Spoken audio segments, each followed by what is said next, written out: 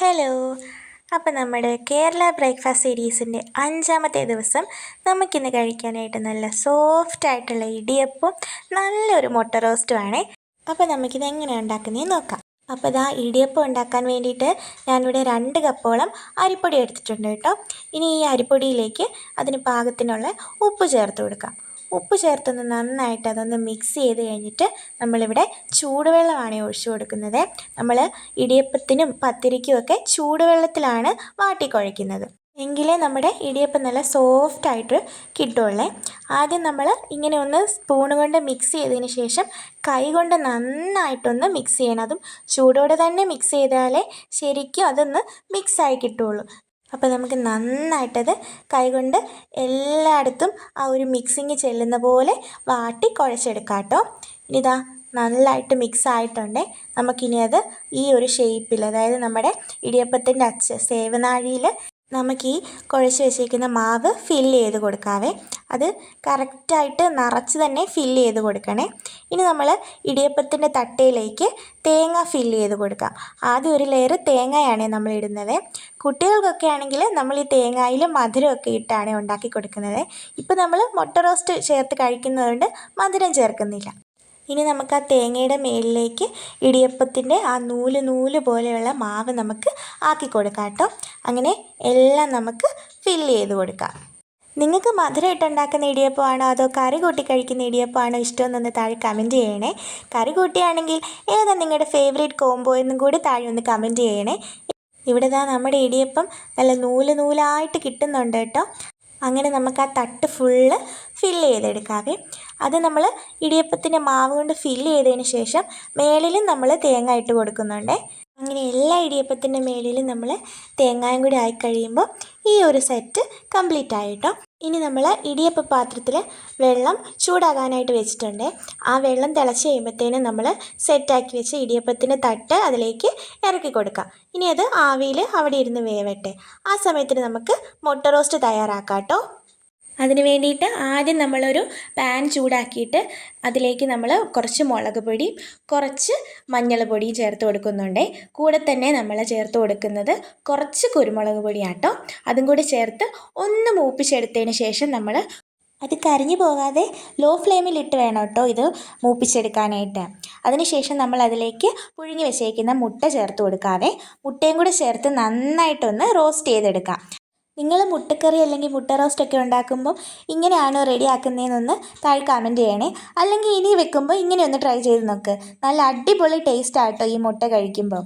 ഇനി നമ്മൾ ഗ്രേവിക്ക് വേണ്ടിയിട്ട് ഒരു മീഡിയം സൈസ് സവോളയും ഒരു വലിയ സവോളയും എടുത്തിട്ടുണ്ട്. കൂടെ ഒരു തക്കാളിയും 2 പച്ചമുളകും ഇഞ്ചിയും വെളുത്തുള്ളിയും 2 തണ്ട് കറിവേപ്പില എടുത്തിട്ടുണ്ട്. ആ ഇഞ്ചിയും വെളുത്തുള്ളിയും നമ്മൾ പേസ്റ്റ് ആക്കിയാട്ടോ എടുത്തേക്കുന്നത്. ബാക്കി സവോളയും തക്കാളിയും എല്ലാം നമ്മൾ നീളത്തിൽ അരിഞ്ഞെടുത്തിട്ടുണ്ട്. ഇനി ഒരു ചീനിച്ചട്ടി ചൂടാക്കി എണ്ണ ഒഴിച്ചതിന് ശേഷം നമ്മൾ അതിലേക്ക് കടുകിട്ട് കൊടുക്കുകയാണ്.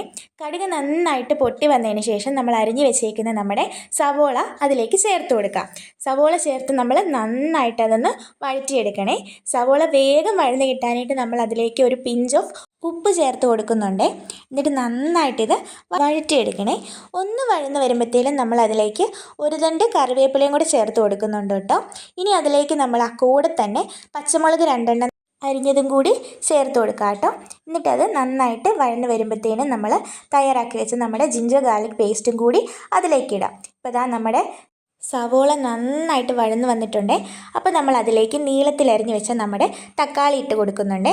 ഇതിലേക്ക് നമ്മൾ ചിക്കൻ മസാല, ഗരം മസാല, മല്ലിപ്പൊടി, മുളക് പൊടി ഇത്രയാട്ടോ മസാലയായിട്ട് ചേർത്ത് കൊടുക്കുന്നത്. തക്കാളിയും കൂടെ നന്നായിട്ട് വഴന്ന് വന്നിട്ടുണ്ട്. ഇനി നമുക്ക് ആ എടുത്ത് വെച്ചേക്കുന്ന നമ്മുടെ പൊടികൾ ചേർത്ത് കൊടുക്കാവേ. എല്ലാം ഓരോ ടേബിൾ സ്പൂൺ, ഗരം മസാല മാത്രം 1 ടീസ്പൂൺ അളവിലാട്ടോ എടുത്തേക്കുന്നത്.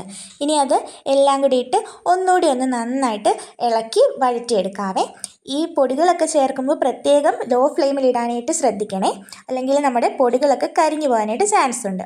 ഇനി ഇതാ നമ്മൾ അതിലേക്ക് ഇതെല്ലാം ഒന്ന് കുക്ക് ചെയ്യാൻ ആവശ്യമായിട്ടുള്ള വെള്ളം ചേർത്ത് കൊടുക്കുന്നുണ്ട്. നമ്മൾ റോസ്റ്റ് ഉണ്ടാക്കുന്നത് കൊണ്ട് അധികം വെള്ളത്തിൻ്റെ ആവശ്യമില്ല.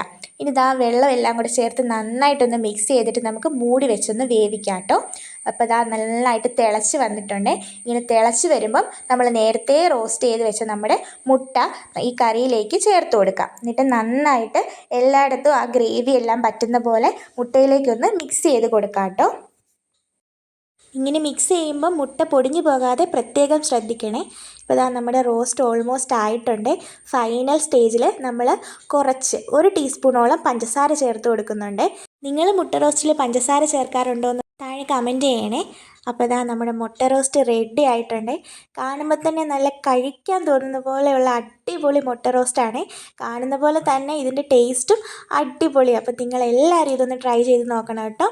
അപ്പോൾ ഇതാ നമുക്കിനി നമ്മുടെ ഇന്നത്തെ ബ്രേക്ക്ഫാസ്റ്റ് സെർവ് ചെയ്യാവേ. നമ്മളൊരു പാത്രത്തിലേക്ക് ഇതേ നമ്മുടെ വെന്തെടുത്ത് നമ്മുടെ ആവിയിൽ വെന്ത നമ്മുടെ ഇടിയപ്പം വെച്ചിട്ടുണ്ട്. ഇനി ഇതാ സൈഡിലേക്ക് നമ്മുടെ മുട്ട റോസ്റ്റും കൂടി ആയപ്പോൾ ഇതാ അടിപൊളി ബ്രേക്ക്ഫാസ്റ്റ് ആട്ടോ. കൂടെ നല്ല ചൂട് കട്ടൻ കാപ്പിയും കൂടി ആകുമ്പോൾ ഇന്നത്തെ ബ്രേക്ക്ഫാസ്റ്റ് അടിപൊളിയായി. അപ്പം നിങ്ങൾക്ക് ഇന്ന് എന്തായിരുന്നു ബ്രേക്ക്ഫാസ്റ്റ് എന്ന് താഴെ കമൻറ്റ് ചെയ്യണേ.